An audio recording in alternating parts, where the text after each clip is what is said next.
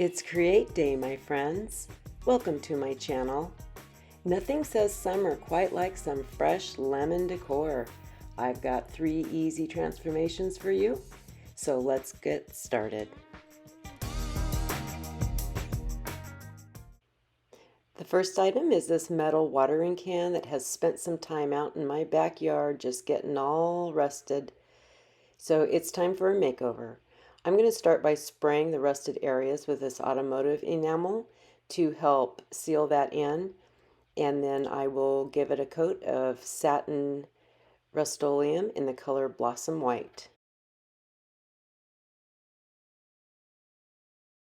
When that was dry, I gave it a coat of my Cottage white chalk paint. I'm going to be doing some decoupage, and I wanted this color as my base color.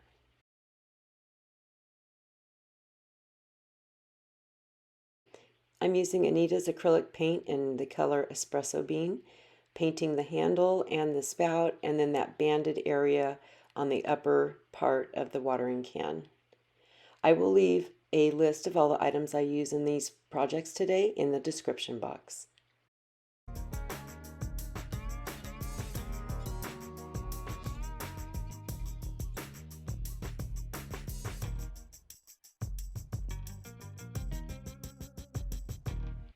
I'm painting these areas first before I do the decoupage because I just thought it would be easier than getting the decoupage on there and then trying to not get the paint all over the decoupage. The next color is a medium brown, and I'm just going to go ahead and paint that over, not full coverage. I'm just going to do kind of a messy paint job here, just kind of blending the two colors together.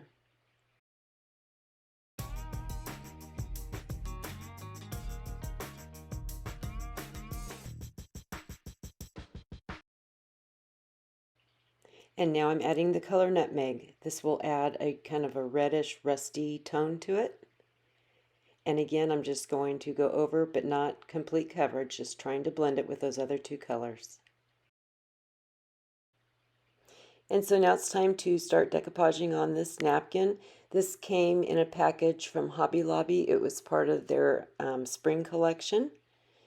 And I'm just going to figure out where this is going to lay on there. It had some around the edges. You know how sometimes it's got that little pattern. I don't know what it's called, but I didn't want that on there unless I absolutely had to. So I trimmed all of that off first. And these were only 2-ply napkins. That bottom layer came off really easy. And as a result, these are also very fragile. So that's just something to be aware of. The quality of your napkins really does matter. So now I am just using my water pen to give it a nice organic edge instead of a straight edge. And we can start applying this with the Mod Podge. I put my Mod Podge in a separate little cup and then water it down a little bit because to me it's just too thick, and it makes it easier to apply it and to smooth out the wrinkles in your napkin if you water it down a little bit. I'm just working like 1/2 at a time here, and I'm going to smooth this out first with my fingers, and then I have a little rubber scraper thing that I go ahead and very gently use that to help smooth out some of the wrinkles. I did get a few tears here and there because it was, again, it was just really fragile. So just something to be aware of. And so use a really light hand and take your time and be really careful.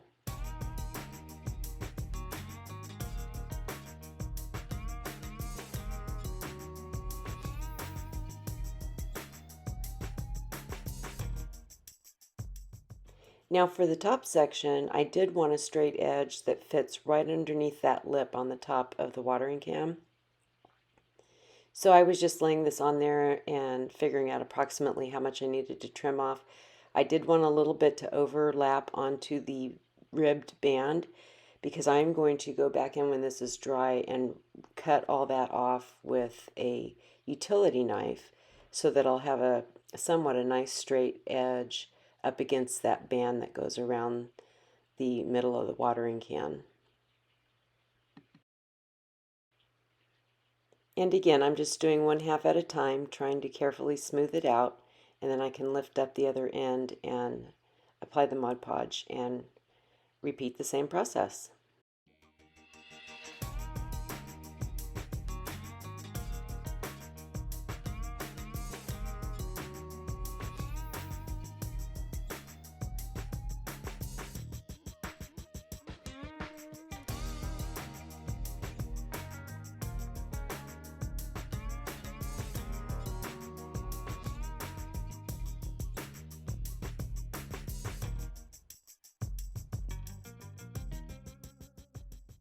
This part of getting it around that little spout was a little bit tricky, but it was, actually not too bad. I was able to just very carefully tear that until I got it to fit around, and then I finished gluing it on.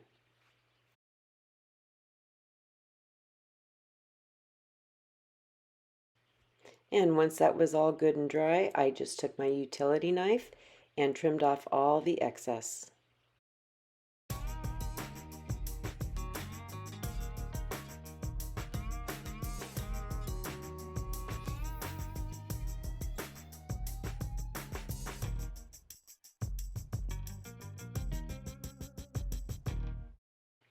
To remove the excess on the bottom, I'm just using a fine grit sandpaper, using a downward motion all the way around until that edge is all nice and cleaned up. Then it was time for a final coat of Mod Podge, and I'm doing it all over the napkin and then getting it right up to those edges so that they're good and sealed. And then once that was dry, I'm just using my brown acrylic paint to do some touch-ups to make sure that I just don't have any white showing through where it shouldn't be.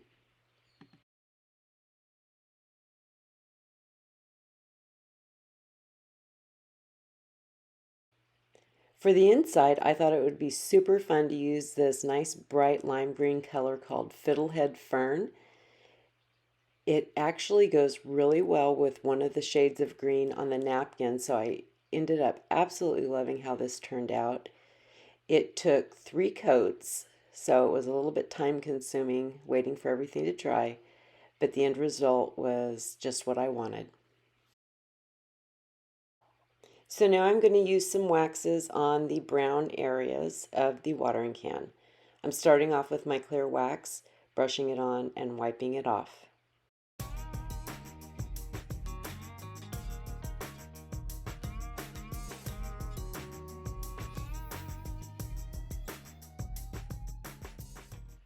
Then I brush on my white wax and wipe that back as well.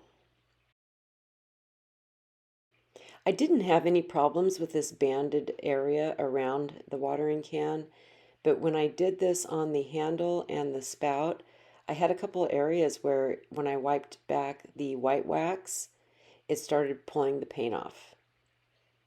And I'm not sure why that is. Maybe those areas, somehow they weren't clean enough when I painted them. But I don't know, it's kind of strange. So I ended up having to go in and touch those up after the fact with just some of my Rub and Buff because I knew with the wax on there the paint wouldn't stick. So I was able to just kind of add a little bit of the Spanish copper Rub and Buff to those areas to darken them back up a little bit. I didn't mind having some of it. I thought it kind of gave it a nice chippy effect. But some of them were just too bright white and I wanted to help even those out a little bit. And so the final step here is a coat of just the clear wax onto the inside of the can. I decided to make a hang tag for this, so I took a cardstock tag, gave it 2 coats of white chalk paint front and back, and now I'm just going to use my glue stick to apply the napkin to one side of it, and then I will be applying a transfer onto the back side, and it's from Iron Orchid Designs Ephemeral Melange. I remove that backing and just place this onto my little tag, and then using a transfer stick I transfer that onto the back, and then I'm able to go in and finish up the edges. I start by trimming off the excess with my scissors, and then I use my fine grit sandpaper to go around in a downward motion, removing all of the excess.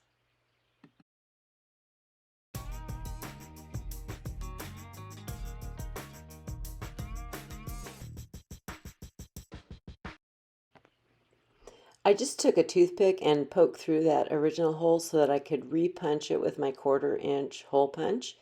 I'm going to be adding a grommet to this, so the hole needed to be just a little bit bigger. Now I'm going to add some ephemera from these little things I've got from Tuesday morning. So I need to go ahead and get some of my distress ink out. I'm going to be using vintage photo and antique linen. I start with the vintage photo going all around the edges, and then I come in with the antique linen and kind of brush it more, not just on the edge, but across the front of that outer edge to kind of blend those two colors together. I ink up the two remaining elements for this just with the vintage photo, and then I will go around the tag itself with vintage photo, and then again with the linen going kind of on top of that outer edge.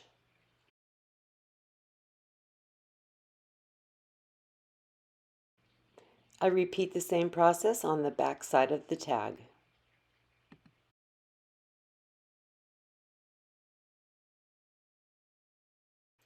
Now it's time to glue our little pieces down, and I'm just going to use glue stick for this.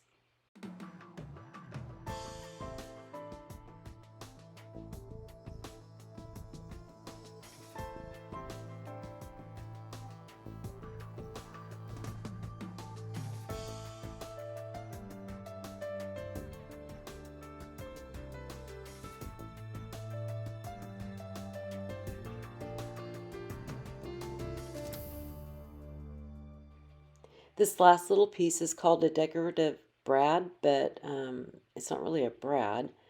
It has an adhesive back, but that's not going to stick long term. So I'm using Fabri-Tac to apply this to the tag.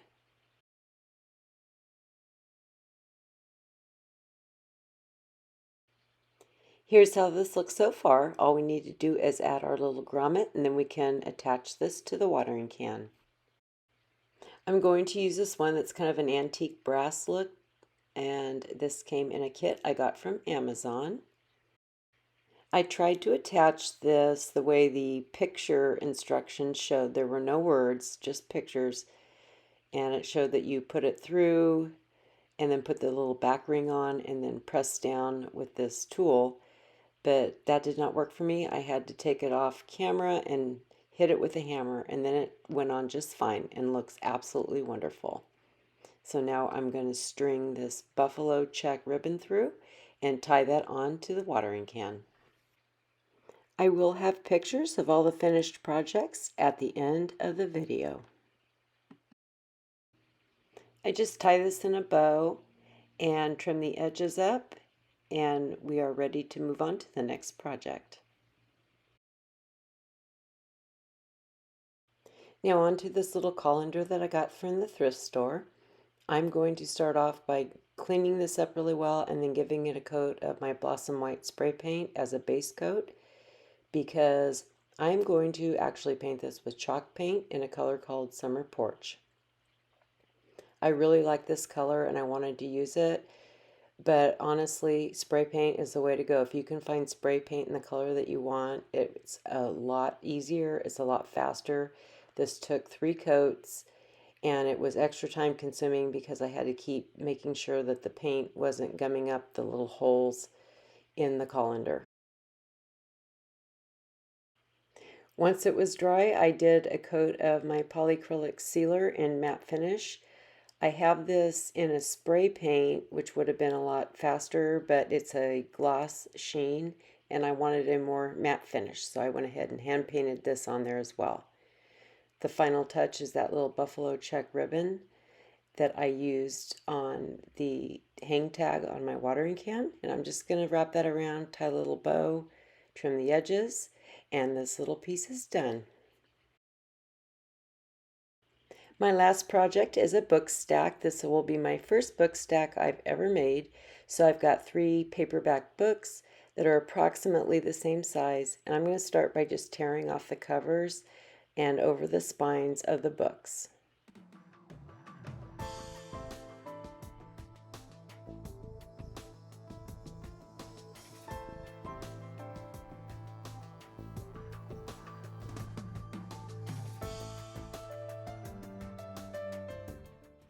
Next, I'm going to line these up the way I want to stack them.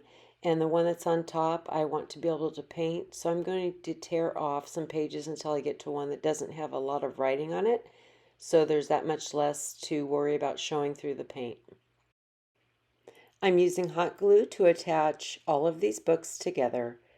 I put a generous amount of hot glue on there, set the book on top, and then hold it in place until the glue dries.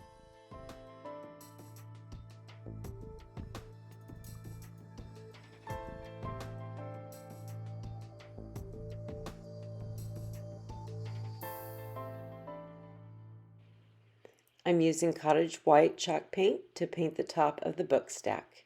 And I will also go down the spines of the books with this same color.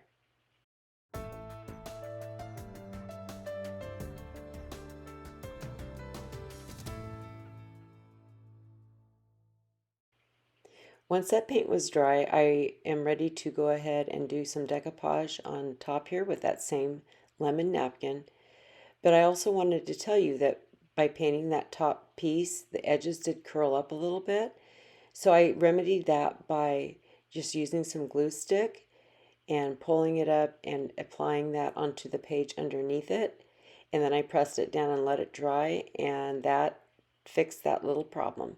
So now I can go ahead and apply my napkin, smoothing it out, and then applying the Mod Podge to the other half and doing the same.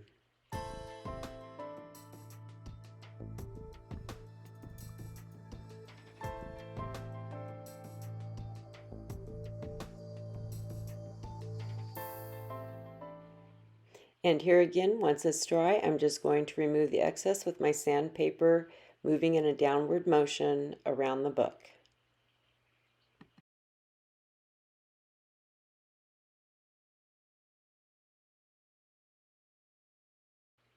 I decided to add this color sheepskin to the spines of my book stack.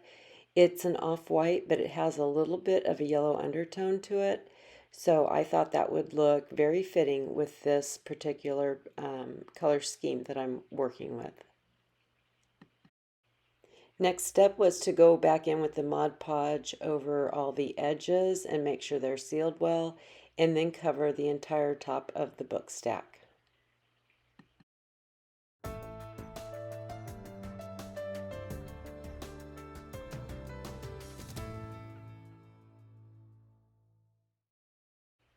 I'm using StazOn ink in jet black to apply my stamps. I am going to be stamping the words "squeeze the day." So I'm starting working backwards with the E and the Z. I have to use the E several times. So I remove that, then I go back in and do my two other E's. I'm still not very good at doing letters like this.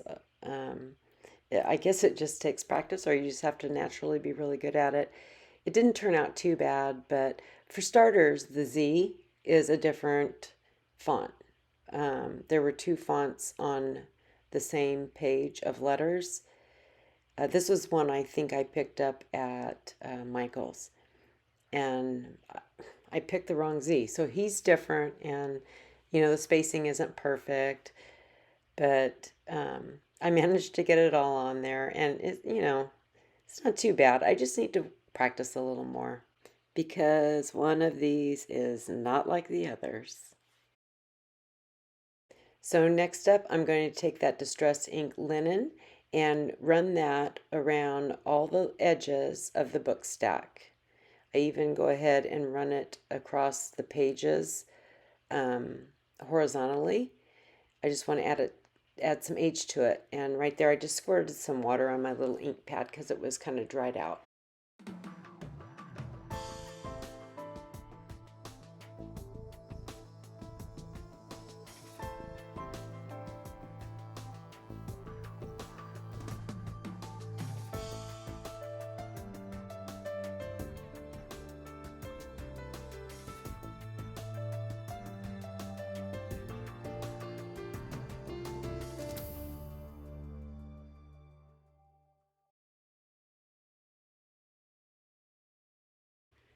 I'm using some 1.5-inch wired ribbon to wrap around my book stack.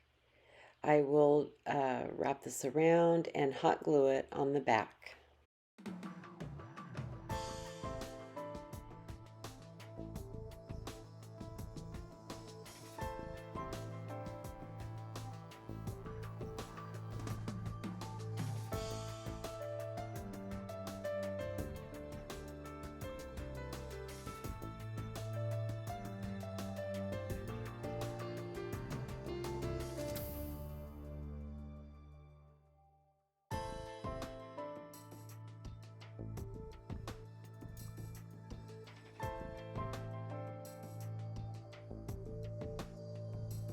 Now on the top of the book stack, I want to add this little lemon slice.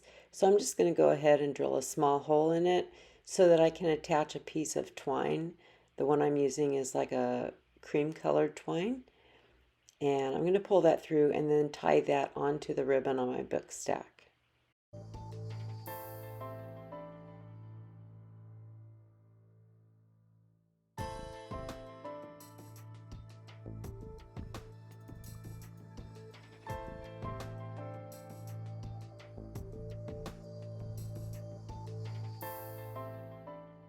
I have this little daisy that I want to add to the top of this, so I'm just going to hot glue that on there. And I didn't like the way the twine was on my lemon slice because I didn't knot it at the top, so I'm just going to twist that around a few times so that it lays more flat. And that's it for this one. Let's take a look at how everything turned out.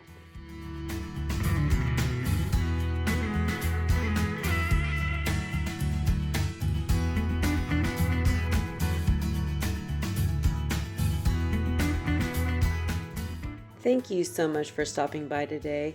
I hope you find my content useful and will give me a thumbs up and subscribe to my channel. But most importantly, I hope I've inspired you to go create something. See you next time.